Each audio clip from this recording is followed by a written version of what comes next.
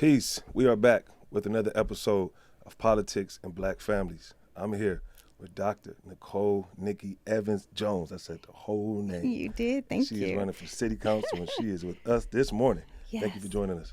Thank you for having me. I'm so glad to be here. Always, always. I'm going to get right into it, as I always do. Are children losing their imagination? You know what? I think we have to encourage it, because there's so many distractions.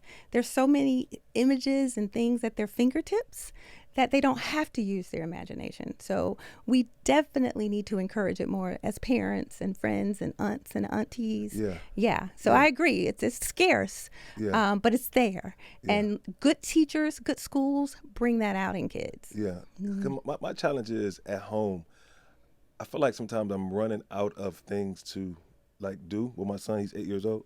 So I'm like, let's have a drawing contest. Mm-hmm. Okay, let's go outside and do a treasure hunt and let's bury it, Mm-hmm. And he kind of like, Dad, we don't do that anymore, right? So I'm like, is it because I've got so far away from my imagination that I'm not engaging with his imagination? Like, what would you recommend for parents, or families, to ways we can engage our children's imagination? Yeah, I think you just have to create space for it, right? So it's a no electronic zone or time frame.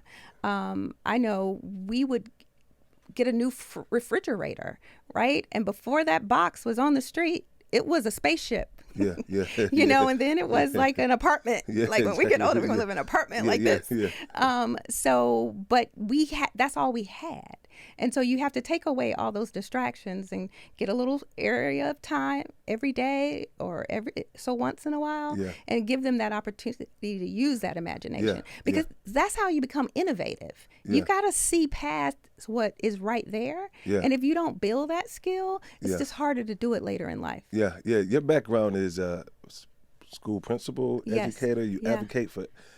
What was that like, being a school principal and teaching our babies? The good and the bad. Yeah. So I'll back up a little bit and let you know that I knew very early on that I wanted to help young Black boys caught up in the juvenile justice system. Say that again. Yeah, I determined that about 11th grade, maybe. So I thought I would become a lawyer and then run for public office after that.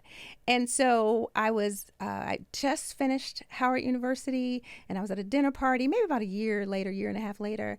And I mentioned that to someone that was at the dinner table with me. And I said, I'm going to go into law so that I can help young Black boys caught up in the juvenile justice system. Because I learned very early on about that school to prison pipeline, right? And it just stuck with me. Probably because of my brother. I had an older brother and I watched him navigate school and me navigate school. So all that just resonated with me. But anyway, when I told this gentleman at the table what I was planning to do, he was less than impressed. And as a kid, we look at nonverbals, right? When you say certain things, you can tell when your parents' eyes light up, whether it's a good thing. And so whenever I'd say lawyer, their eyes danced. His didn't. And so then I said, why do you look like that? Was his eyes like this? Yeah. He was like, well, it's admirable, but it's reactive. Have you ever thought about doing something more proactive? And I said, do tell. And he was like, you could go into counseling where you give kids those skills that they need: problem solving, conflict resolution, de-escalation. And then they won't be in the juvenile justice system. They won't need an attorney. And it made a lot of sense to me. And then he introduced himself as the dean of the Department of Counseling. He was the chair of the Department of Counseling at Virginia Tech. And I literally started that next semester. So that started my path into education. So I actually was not a teacher. I went right in as a school counselor. Oh, wow. And I did that for a good 13 years. Healing our babies. Healing men. Healing men, actually. And the way that I got into administration was because I would work with kids, I would work with families, and then I would take the kid back to class. And a lot of times they were met with from an adult saying, wait. are you sure you want to go? You're ready to come back in here? Because I don't want this and I don't want that. And I'm going, oh my gosh, we just talked about all this. I had him in a great headspace. This is taking him back. And so I said to myself, you've got to go into administration so that you hire people that think like you and are restorative and understand that kids are kids. And every day they get to start over. Get to start over. So that's what took me from the counseling space into the administration space. Yeah, it's beautiful. I like that. That's purpose and passion. Yes. I think more people should move in that direction and not just do it for a paycheck, but with purpose. I want to take it back a little bit, and you mentioned the school to prison pipeline. For those of us that don't understand that, could you touch on that a little bit? What is the school to prison pipeline? Well, so it's a theory or of thought that you can build prisons based on third grade test scores. Like how kids are performing in third grade is an indicator of how many prisons need to be built. Wow. And so that's what that is based on. Yeah. I hear people speak about it. And I've done a little research, and I'm glad you said theory because, I'm more, I look at us a lot of times, and when I say us, I mean, that's us in the community, urban communities, or people of color. And I think that we are so beautiful and powerful and strong and just resilient, and I just, even with myself, I tend to give us a little bit more grace, right? Yeah. Because it's a lot we just navigate, so people like you who step up and decide to run for city council, right? Yeah. It's important you come on these platforms and we let you advocate your message and what you got going on. So why did you decide to run for city council? Yeah, so there are a couple things. I grew up around people who were giving all the time. Public servants are in my family. From my grandparents, my mom is a teacher, educator.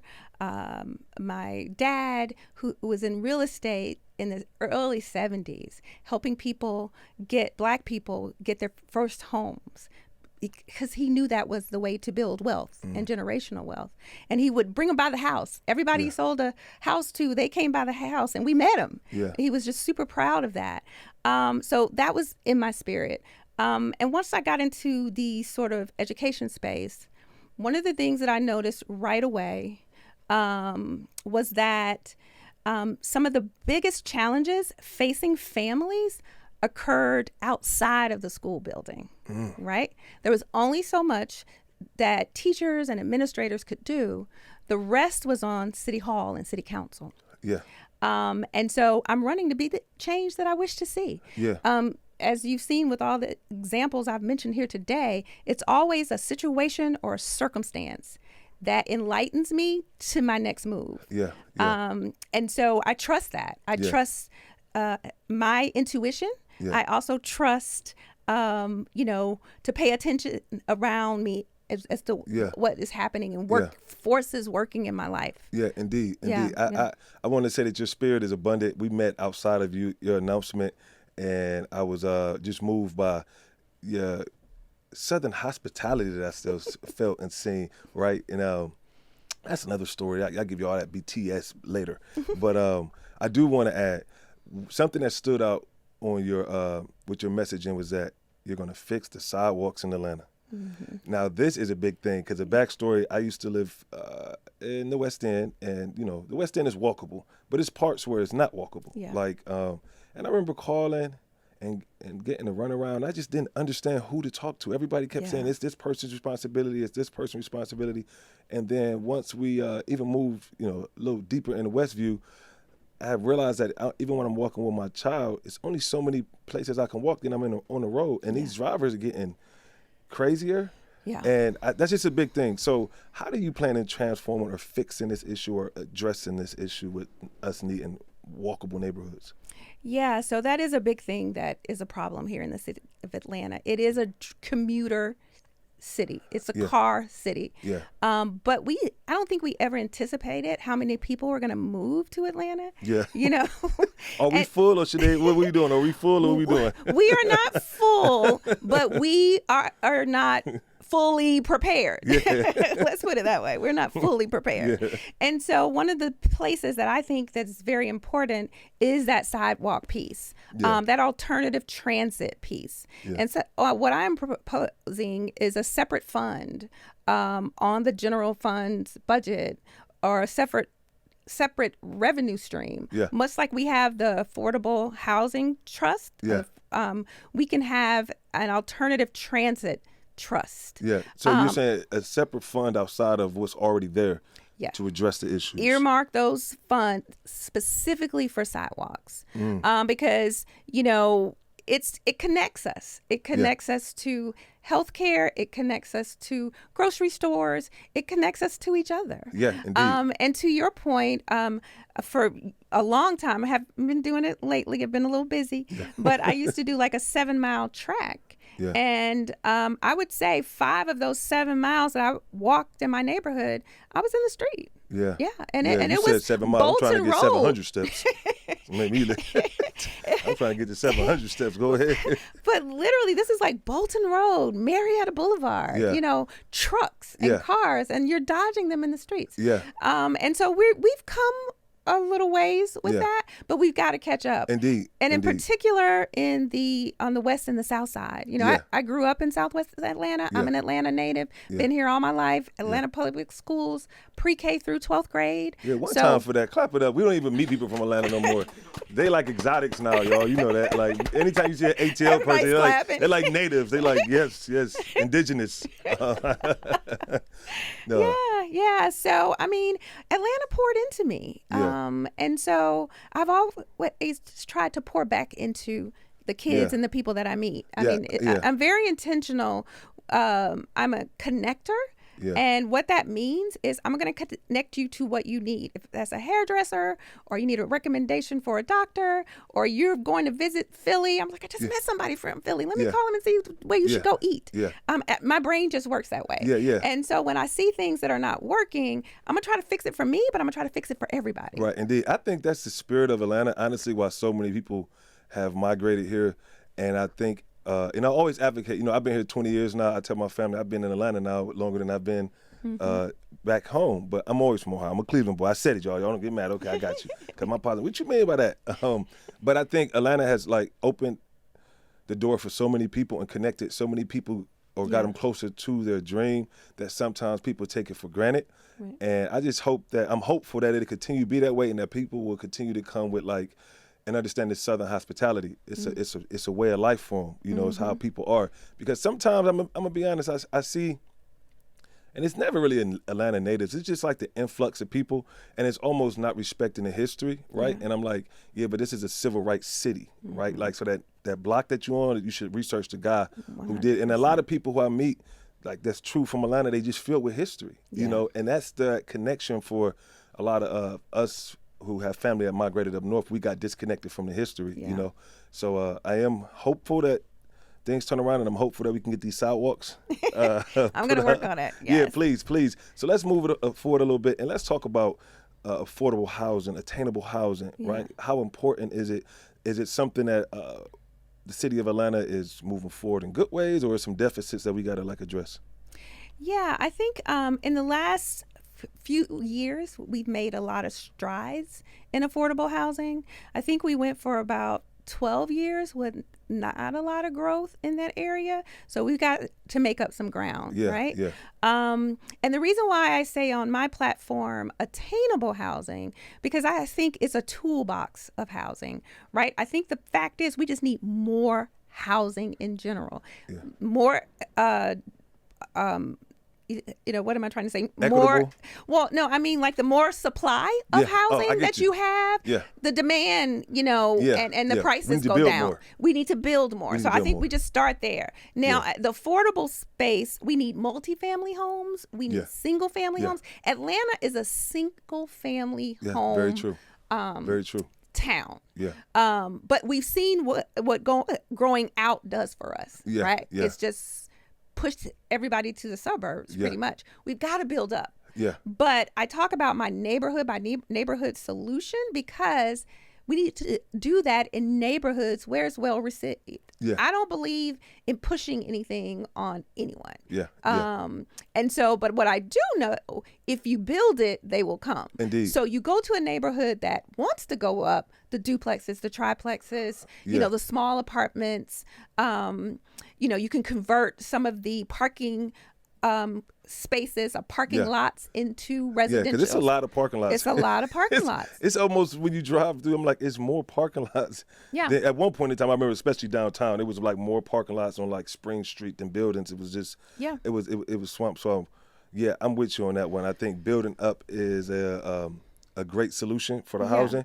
I do want to ask you, I don't know if you, because I know you've been really busy, the West End Mall was bought by the city of Atlanta. Yes. Could we touch on that? Or is that because I don't know what's going on. Somebody sent me the article, and I was like, the city of Atlanta bought the West End Mall? Yeah, from what I understand, it is going to be like a live, work, play space. Yeah. Much like Atlantic Station. Yeah. But yes, the city of Atlanta did buy it, but will work with others to develop it out. That is my understanding. Okay, yeah. And with the grocery store and just which all will of be those needed, things. which will be beautiful. I think that with so many neighborhoods having like an influx of like cultures and people, I tend to think that it's good.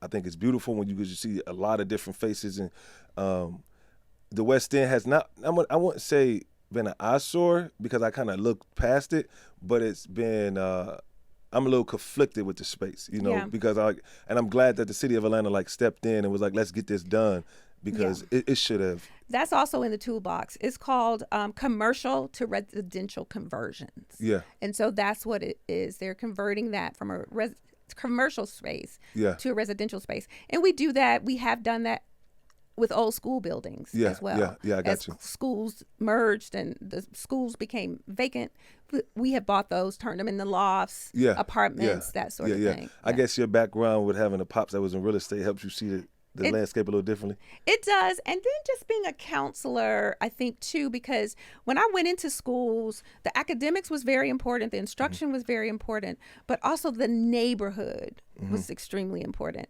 Yeah. And so that's how I came up with this neighborhoods first, because I noticed when, even as an educator and as a principal, everybody wanted their kid to be able to read, right? That was across the city. But one neighborhood, it was okay to shave just a little bit off, maybe 10 minutes off of music, or 10 minutes off of PE, 10 minutes off of art a week, so that you had another 30 minutes of instructional time in the area of reading instruction. Yeah. Go to the 2 miles away, become the principal in a neighborhood, you better not touch the arts. Exactly. Find another way. Why? What happened to arts? Because a lot of school, and my son goes to a private school, but even in that school, I had to tell the administrator, I was like, we don't hear enough music. Yeah. I said, our folks like song and dance, like you, and I mean particularly like black children. And he was like, you know, we'll consider it, but what happened to the arts programs? Was it? Well, I mean, there's a formula. There's a state formula. So everybody should be getting so much arts every day. Yeah. Or once a week, actually. Yeah. So it still should be there. But, you know, like a counselor used to be, and I stepped out of administration about 7 years ago, so don't quote me on this. Yeah. But, you know, let's say for every 450 kids, you earn a counselor. So it's kind of the same thing about the arts and the specials teachers. I got you. You get, for so many kids, you get it. And a lot of our schools in the city are very small schools. Yeah. So you have about 300 kids. So if the formula is 1 per every 500, they're split over 2 different schools. So they're not getting a whole lot of time. Yeah, I get you. You know, and so what happens, unfortunately, is schools and principals decide to start foundations. Or if they have a super strong PTA, the PTA will buy that other half of that arts teacher. My wife was part of PTA. There you go, baby. Yes, PTA back there. PTA is everything. I tell everybody, join the PTA for your neighborhood school, even if you don't have kids. Yeah. Or if you don't have kids in that school, join it. Yeah. As goes the school, goes the community. That's how I know that I can do this work. Can you say that one more time and look in that camera? That was a very strong statement. As goes the school in your neighborhood, goes the community. We know that they are interrelated, right? people move to Atlanta, or when their kids become of age, they move out of Atlanta because of the schools. So we've got to work with the schools and make sure the schools they're getting what they need. Yeah. Right now, the city of Atlanta has a $2.5 million. Billion dollar. The general funds budget for the city of Atlanta is about $850 million. That's the money that we can use. But the overall budget is about $2.5 billion. Hold on, say it again. Look at that camera from the point right there. The city of Atlanta's budget is about $2.5 billion. The Atlanta Public Schools budget is $1.8 billion. Wow. So that's for 45,000 kids versus only, 800 million more for 450,000 residents. So we've got work to do in that space. Yeah, because a lot of stuff can be done that is not necessarily done. I will say it doesn't trickle down to the schools. Yeah. It's a lot of top-heavy things happening. Yeah. And so some changes, need to happen. Yeah. What bothers me is like when we seen this school board race, and I was just so concerned that parents weren't going out and vote. I was like, you have to go vote, right? You see folks, the people are everywhere. They doing 10, 15 events a day. And I'm like, it's not that you don't see people. I said, they're everywhere. I said, but you got to go vote, and it's hard sometimes advocating when I'm not in that position. I'm just speaking as a civilian, but I think our community we have to vote, we really just have to vote, because these numbers that you're sharing and the responsibility and some of the things that, we don't even understand the school is providing is because we're not there advocating and talking to the administrators and being involved. So thank you for sharing those numbers. And that's one of the reasons too that I'm running, because I realize that it takes all of us to correct the schools and everything else. Yeah. Right. It takes businesses, nonprofits, in every school that I've gone to, and I've worked at about 4 or 5. Yeah. I've led turnaround change in 4 of them. Yeah. And so what I did that by focusing obviously on the instructional piece, keeping a balanced budget, which is very important. Yeah.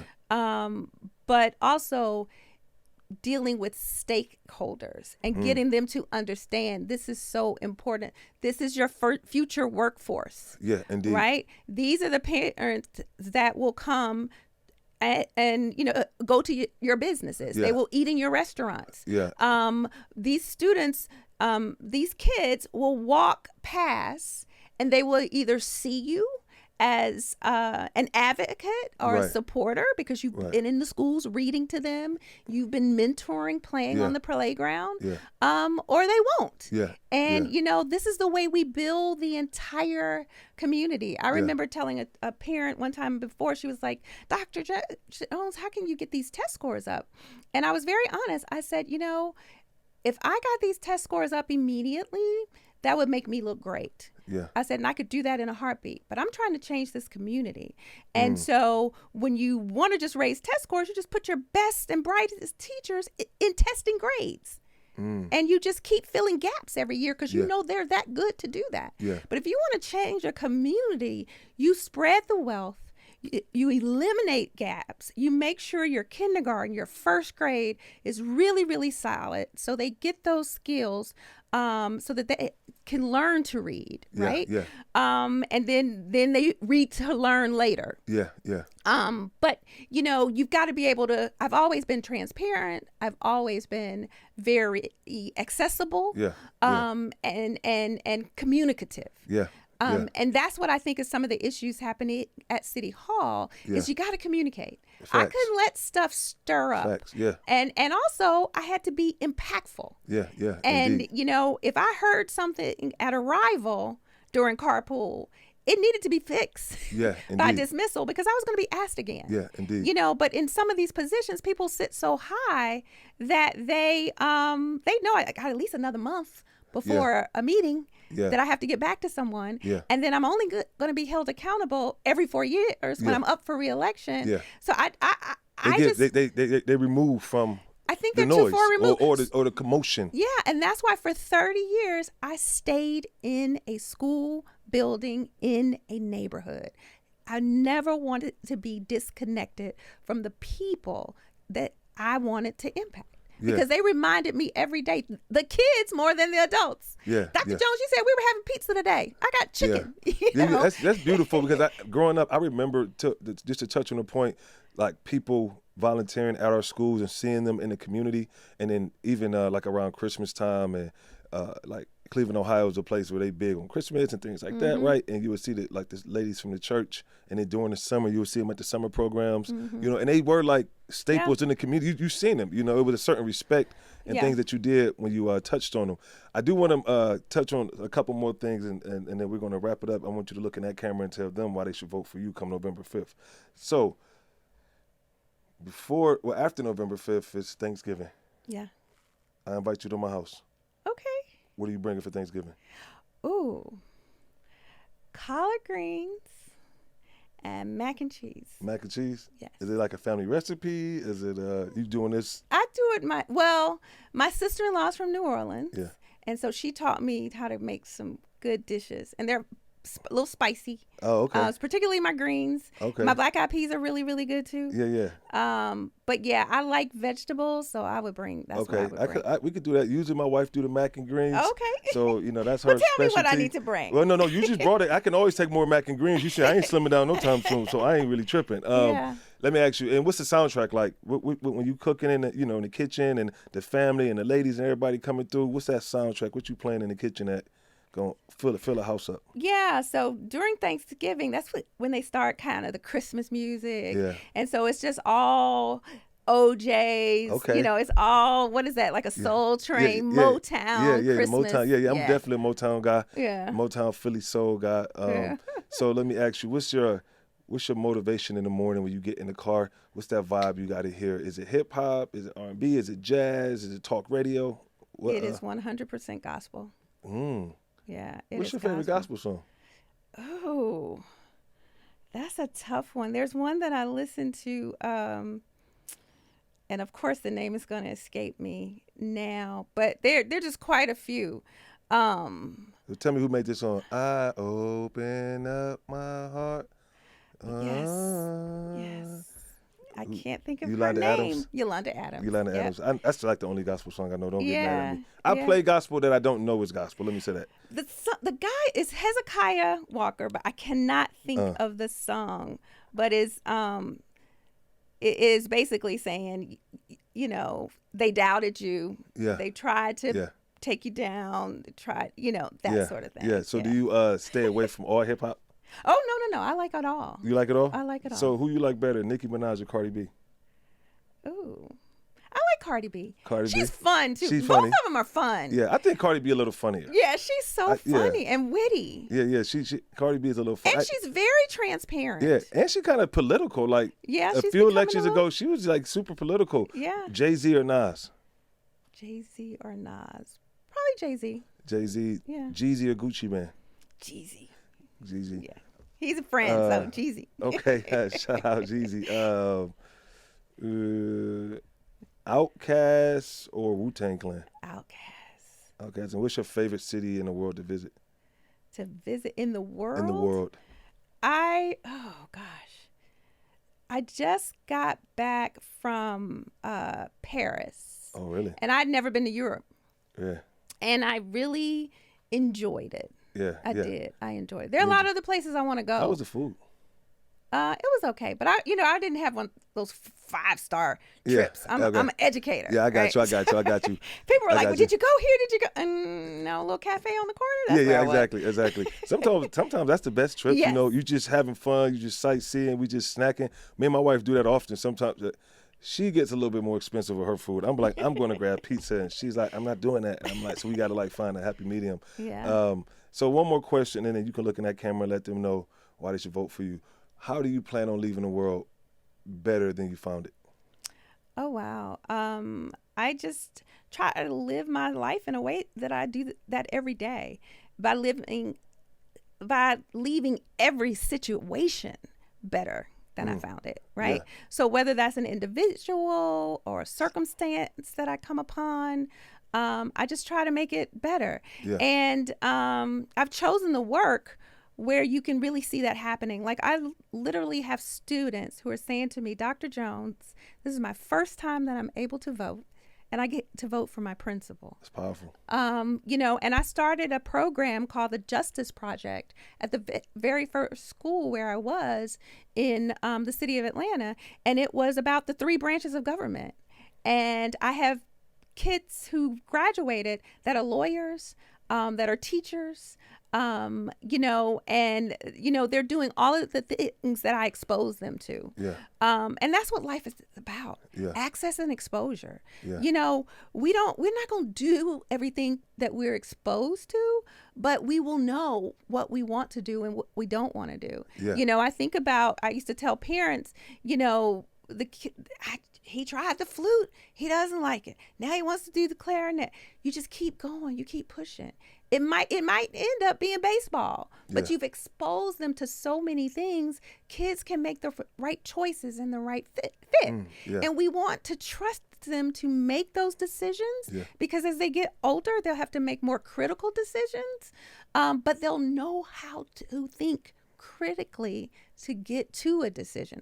Oh, this is like when I had to decide between the flute and a clarinet. That reed was so hard to chip and mess up. The flute was easier for me, you apply that same problem solving process to whatever you encounter in life. Yeah. But if you say no and tell kids what they must do, when you stop doing that, you remove that, that's when they take all this,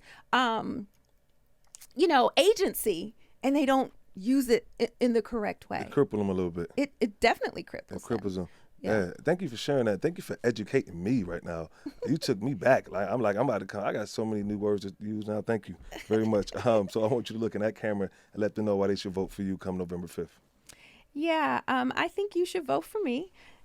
Nicole Evans Jones, also known as Nikki or Dr. Nikki, because I have proven that I will do the work. I have done it for 30 years in several neighborhoods throughout the city of Atlanta, working with neighbors.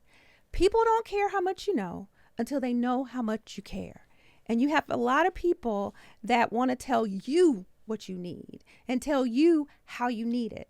That's not how this thing works. We are public servants and we work for you. And so we've got to work together. Now, what the servant can do is tell you these are options and these are what's on the table. We should be educating so that you can make the decision that works for your family and your neighborhood. And again, I've done it for 30 years and I know how to push policy forward. That is another big piece. It's the disposition. If people don't want to work with you, your policies won't be moved forward. There's too much to be done in this city. And even as an educator, I used to sit with the team and say, you guys are looking at your calendar. I'm looking at my watch. These are kids. You say dog years, 1 year equals 7 years for a dog. Think about for a kid, 1 year is so pivotal that we have to move lightning speed to make it the right choices for children and create the right environment for them to thrive, right? So it's the same thing in the city. We have to create an environment where everybody thrives. And we have to do that. And we have the resources to do it. We just have to be very innovative, and everybody's not going to be happy all the time. I'm used to that. Everybody couldn't get Miss Parks for 4th grade, but they wanted to know, okay, Dr. Jones, I trust you. I've watched how you move, and I'm going to watch Miss Johnson, but I trust you that you're making the right decisions. So you need someone that is trustworthy, has a track record of making good decisions, putting the neighborhoods first, and pushing and advancing policy forward. And I know that I can get that done. And there you have it, guys. You guys go out and vote for Dr. Nikki. November 5th, we're going to wrap it up. Another episode of Politics and Black Families. Peace. Peace.